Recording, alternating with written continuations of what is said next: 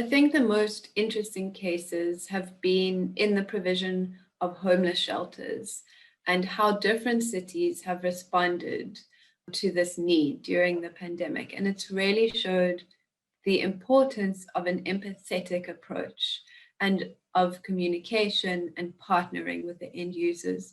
So for example, in the city of Cape Town, there was a disastrous example of people being forced to move to an area that was unsafe and undesirable to them.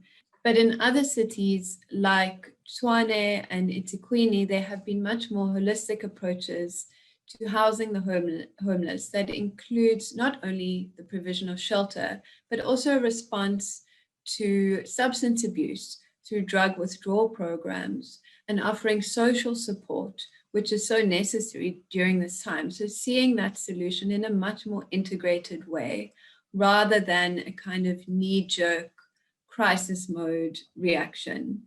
And then internationally, there have been really interesting cases of pedestrianization.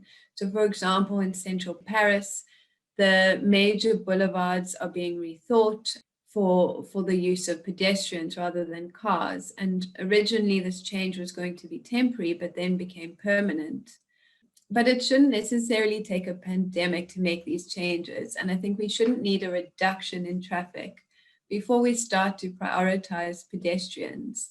And as cities, we need to really be setting the terms. So if we value non-motorized transport and pedestrians' rights to streets in the city, we need to be making those decisions preemptively and not just kind of responding when the crisis happens.